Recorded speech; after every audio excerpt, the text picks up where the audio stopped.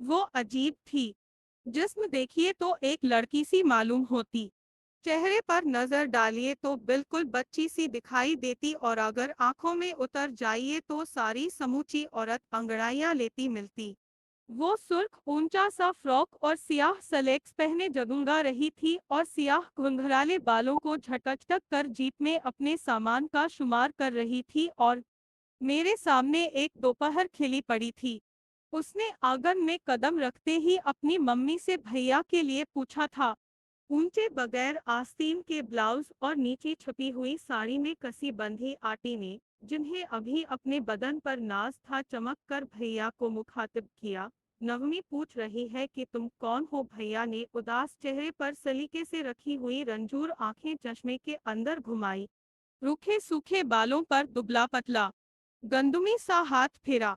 Uncle ने बड़े से बैग को तख्त पर पटका, पीक थूकने के लिए उगलदान पर झुके और भैया भारी आवाज में बोले। भैया की आवाज उनकी शख्सियत को और मुनफरद बना देती है। गम में बसी हुई खोजदार आवाज से हल्का हल्का धुआं सा उठता रहता है और जिसे सुनकर अजनबियत एहसास एक कमतरी बन जाती है और ख्वाह मखाह मुतारिफ होने को जी चाहता है। बहुत छोटी सी थी जब देखा था उसने, और नवमी को इस तरह देखा जैसे कैलेंडर को देख रहे हों। जवाब इस तरह दिया जैसे आटी से कह रहे हो उसे बुक्स में रख लीजिए वरना खराब हो जाएगा देहात में। और नवमी बेचारी भैया की आवाज में शराबोर खड़ी थी। उसकी नजरें भैया के चेहरे में पैवस्त हो चुकी थीं।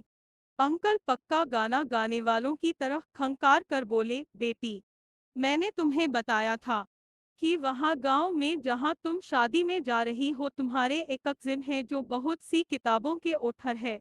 वही तो है ये भाभी जो ननद की शादी में भैया से ज्यादा अपना आपा खोए बैठी थी, एक तरफ से बड़बड़ाती निकली और भैया को लिए दूसरी तरफ चली गई और भैया ने बेख्याली में भी नवमी की निगाहें भी अपने साथ ही लिए चले गए और वो बेचारी खाली खाली आंखें लिए गुमसुम खड़ी रही। जल्दी कीजिए, पानी लदा खड़ा है। फाटक से किसी ने हाक लगाई। मैंने आसमान की तरफ देखा। सारे में सियाह जामुनी बादल छाए हुए थे और अंधेरा फैला हुआ था जैसे सूरज की बिजली फेल हो गई हो। उस दिन भी ऐसा ही दिल मसोस डालने वाला मौसम था। अभी बारात आने में कई दिन बाकी थे लेकिन मकान का कोना कोना मेहमानों से छलक पड़ा था। न कहीं तिल रखने की जगह थी और न किसी को दम मारने की मोहलत।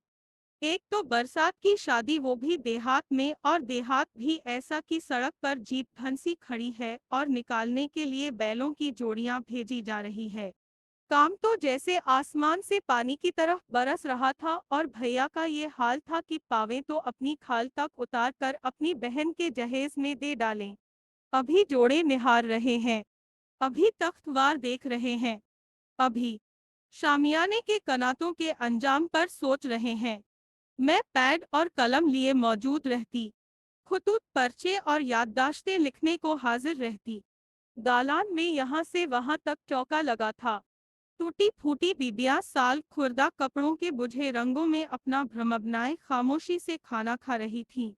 चमचे प्लेटों से टकराते खामोशी खनक उठती तो अजीब सा लगता कि भैया बाहर आ गए। अरे ये हमारी नवमी जीजी खड़ी क्यों है?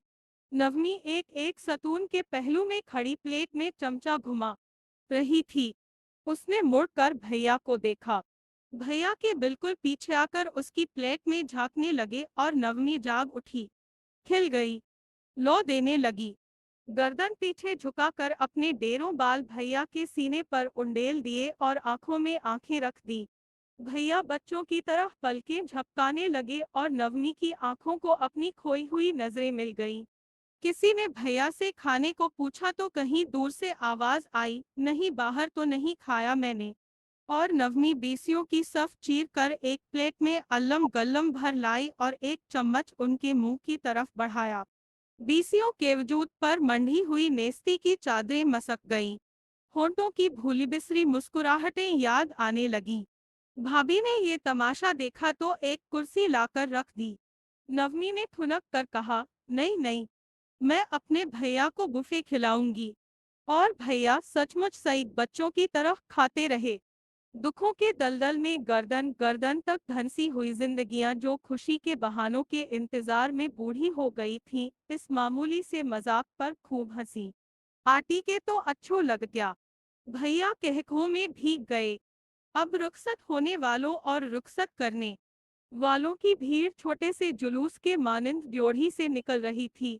गोरी चिट्टी गोल मटोल आटी जैसे फूटी पड़ रही हो। भैया उनको पहलू में लिए आ रहे थे जैसे पिघले जा रहे थे, और नवमी बगैर किसी मसरूफियत के मसरूफ लग रही थी। दूर से आती हुई बातों की फुवार से अपना आप बचाए फिर रही थी, और उसकी आंखें जिनमें बड़े बड़े हाथी डूब जाते और गहरी हो गई थी, और मेरी यादों की फिल्म में नई रील लग गई थी। रात चढ़ चुकी थी। बाहर से गाने बजाने की आवाजें आ रही थी। लड़कों के कहखे सारे में फैले हुए थे।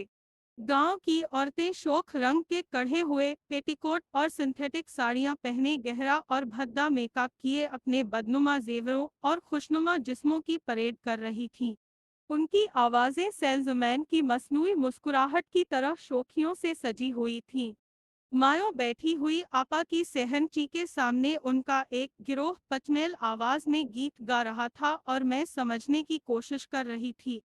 सहन में पलंगों की कतारें बिछी थीं। कोने के तख्त पर पच्चीसी हो रही थी और ऊधम मचा हुआ था।